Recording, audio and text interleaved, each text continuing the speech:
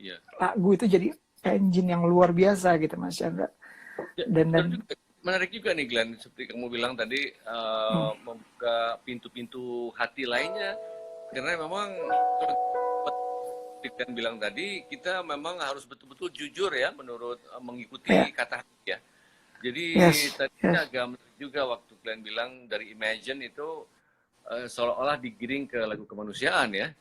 Nah itu menarik juga, menarik sekali. Asli Mas itu ya, makanya aku sangat berterima kasih kita bisa ketemu gitu Mas Chandra. By the way, teman-teman, Mas Chandra ini beliau salah satu bisa dibilang putra terbaik Indonesia yang dapat kesempatan untuk bekerja di World Intellectual Property Organization dunia, bro. Jadi ngomongin tentang hak kekayaan intelektual. Nah, lu bisa follow akunnya beliau. Dan sekarang beliau sudah kembali ke For Good Indonesia dan sekarang jadi ketua Federasi Serikat Musisi Indonesia. Nah, ini orangnya. Jadi nanti ini orang yang menggiring dan akhirnya bisa bertemu dengan kita, mengumpulkan beliau punya visi, beliau pengalaman, dan ya mudah-mudahan ini bisa bermanfaat ke depan buat kita semua, terutama untuk pelaku musisi ya Mas. Iya, saya sangat semangat, apalagi sekretaris jenderalnya Glenn Fredly itu. Ampun Pak Ketua, ampun. Tapi mungkin kita suatu saat kita bikin satu session lagi tentang Federasi Harus. Indonesia ya. Karena saya rasa banyak pertanyaan, banyak nuansa, banyak hal kita simpan dulu topik itu buat satu event khusus gitu. Siap. Sama tadi Mas Chandra pesan juga gitu. Kayak di Mas Chandra bilang tentang bagaimana caranya obrolan kita ini juga Mas Chandra ingin menghimbau gitu. Himbauan. Kira-kira apa yang tadi dalam konteks kemanusiaan ini ya Mas ya? Iya betul. Iya betul sekali Glenn. Jadi memang kesempatan ini kita ya bertanya kenapa kita dalam situasi seperti ini, di mana kita sedang di rumah ini ya.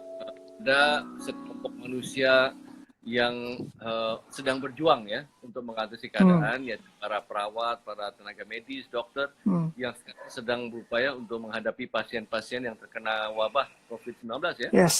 Jadi, kita sama-sama menghimbau kepada teman-teman untuk membantulah ya dari rumah, misalnya untuk menyumbang melalui kitabisa.com atau apa saja. Mereka didukung oleh kita semua karena mereka lah yang di depan pertempuran ini, dan pertempuran ini sangat dahsyat sekarang ini. Aku merinding Mas, beneran asli ada-adanya. Kita sebagai manusia yang masih beruntung bisa di rumah, bisa chat begini, bisa ngobrol. Di luar sana pertempuran sedang dilakukan oleh pahlawan-pahlawan. Kita mendukung, ayo kita mendukung buat apa saja, lagu, lewat sumbangan, itu aja bisa disampaikan. Dan lagu kemanusiaan itu, thank you Mas. Sekali lagi thank you dari hati aku paling dalam. Aku bisa dapat kesempatan untuk menyanyikan lagu itu lagi dan ada di album ini, dan hari kebetulan momennya yang mengingatkan jadi kontemplasi bersama gitu ya Mas. Iya.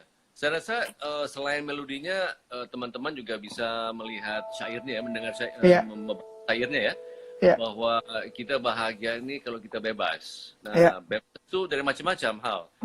Bebas ini sedikit saja tambahan. Bebas dari hal yang kita buat sendiri, misalnya hutang ya, kita bebas hutang ya. Atau bebas dari hal penyakit ya, kita bisa bahagia. Tapi yang kita tidak bisa bebas, Glenn, adalah kita tidak bisa bebas dari kodrat kita sebagai manusia. Nah, itulah manusia yang harus kita emban, bahwa kita tidak bebas ya, dan kita harus menjalankan sebagai manusia. Itu aja Glenn yang saya ingin share kepada Glenn dan teman-teman. Jangan lari dari kebebasan kita, kodrat sebagai manusia, dan berkewajiban untuk Mas. That's all. Mas Chandra, thank you so much. I'll see you soon, teman-teman. Jangan lupa follow official Chandra Darusman. Beliau juga albumnya keren banget, album terbaik versi Ami. Aduh, ampun deh. Pokoknya kita support. Mas Chandra, terima kasih banyak sudah bergabung. Thank you so much, Mas. Sama-sama, salam hormat keluarga Mas, sehat-sehat. Thank you, bye. Bye Mas. Jadi, pertemuan itu ngobrol bintang tamu kita yang pertama, narasumber. Lagu kemanusiaan lo bisa dengerin di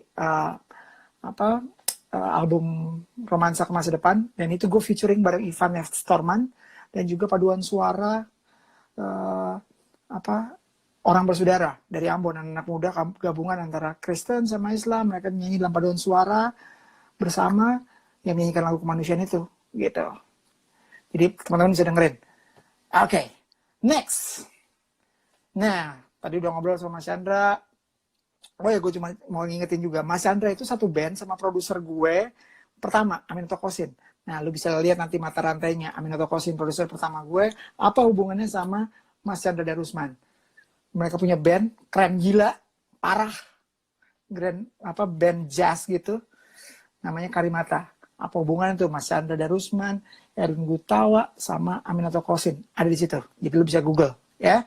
Oke, kita udah bahas lagu kemanusiaan, gimana ceritanya, dan perjalanan berikutnya. Nah, setelah seperti gue bilang, lagu kemanusiaan beres, akhirnya gue mulai berpikir, kan udah dapet nih idenya nih kan, lagu kemanusiaan, mulai tuh konsep, mulai metodenya, mulai paling ada scratch-nya, ada gambarannya.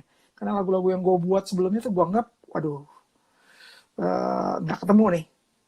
Oke, abis itu udah, maksudnya bukan nggak ketemu ya, buat tetap aja, teman ya, berjalan lah, berproses. Tapi lagu kemanusiaan itu membuka dari lagu Imagine, kemanusiaan, itu ngebuka jalan untuk ke lagu-lagu berikutnya, konsep berikutnya. Oke.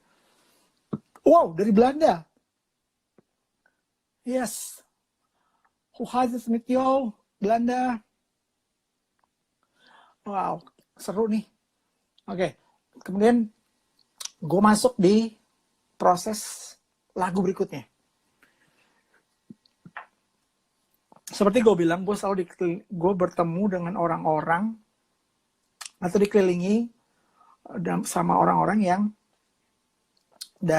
maksudnya ada di lingkaran gue gitu. Nah, jadi satu waktu, lu inget peristiwa bom Surabaya ya? Yang baru-baru aja, 2018 ya pokoknya peristiwa pemboman rumah ibadah di Surabaya Minggu pagi. Dan gue inget banget, gue baru bangun pagi bro, tiba-tiba gue nyalain TV, terus beritanya jedang. Lo bayangkan bangun pagi, tiba-tiba berita pemboman rumah ibadah. Gue blank seadanya, bingung seadanya, ini apa nih gitu. Nah, akhirnya udah gue seharian gak di mana-mana, maksudnya di rumah aja nonton TV, ngikutin berita, perkembangan segala macam, dan memberikan simpati besar buat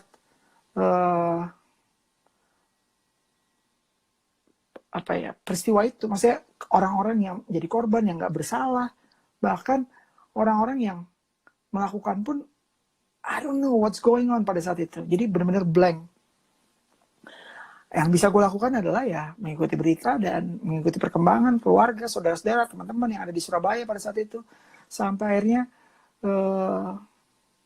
ya udah kembali lagi, gue mau ngapain? Main musik deh. Maksudnya ya gue harus tuangin itu dalam rasa kegelisahan itu melalui musik. Dan awalnya ini lagu yang pengennya gue bikinnya karena gue nonton berita yang begitu luar biasa, maksudnya istilahnya, jadi gue pengen kebayang di kepala, udah dia bikin lagu yang buat gue jadi happy juga, paling nggak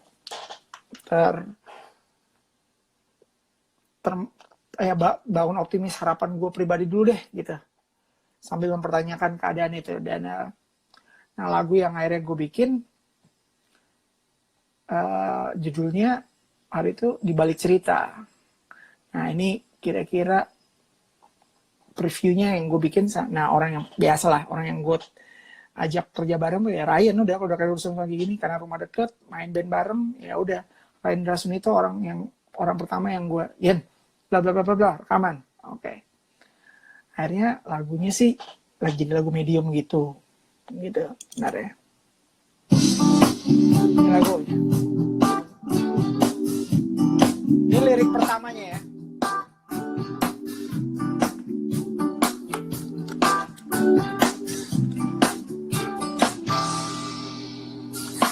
Terbangun di pagi ini dengan rasa dan tanya di kepala, apa yang sedang terjadi tak dapat ku pahami. Berita bagai amunisi datang meledakkan akal nurani, ambisi keimanan hilang kendali lalu membunuh mimpi. Oh, oh, coba jelaskanlah padaku, bila cinta tak berpijak, apa yang akan kita pahami di balik cerita masa depan. Katakan padaku. Jadi lagu ini judul awalnya tuh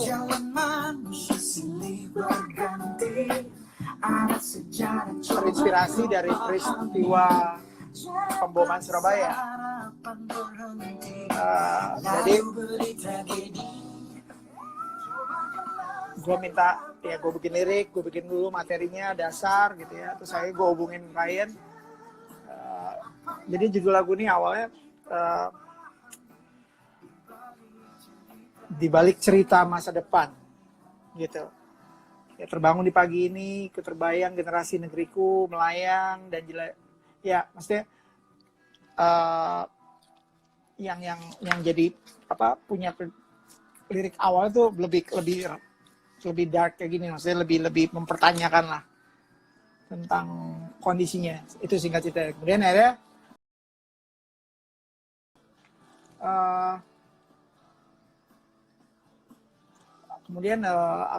gue telepon Ryan untuk menggarap lagu ini materinya. Nah, dalam begitu udah jadi lagu ini, gue mikirnya kok lagunya kayaknya dark banget gitu, maksudnya dark artinya kok kayak gue kayak nggak punya optimis ke depan gitu, kayak mikirnya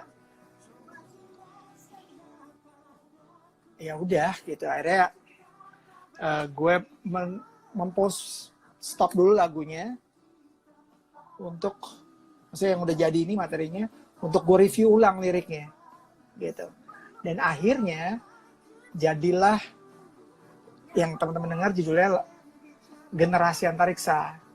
Nah, nanti teman-teman bisa dengerin Generasi Antariksa. Generasi Antariksa judulnya ya, judul lagunya. Setelah dibalik cerita masa depan, gue stop, akhirnya gue bikin ulang lagi, jadilah Generasi Antariksa. Dan gue happy dengan liriknya, karena lebih optimis, ngeliat ke depan, lebih punya banyak, ya gue bisa ceritain gitu di situ. Maksudnya filosofi di balik itu, untuk berpikir inklusif, berpikir lebih jauh ke depan gitu, buat terutama untuk anak-anak generasi barunya. Nah, gue pengen invite Ryan sekarang. Gue dan Ryan udah ada nih. Ini karena biar bisa ngobrol lebih seru sama dia.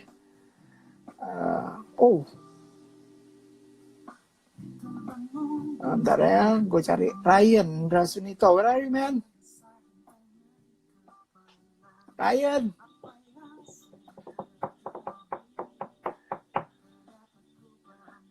Iya, dia belum live nih kayak ini. Dia pokoknya kalau dia ada, kita langsung live langsung sama dia. Dia Ryan Drasunito tuh apa ya, menurut gue one of a kind lah, musisi. Terus ya itu tadi gue selalu dibantu sama engineer dalam proses rekaman tuh, namanya Mas Rio.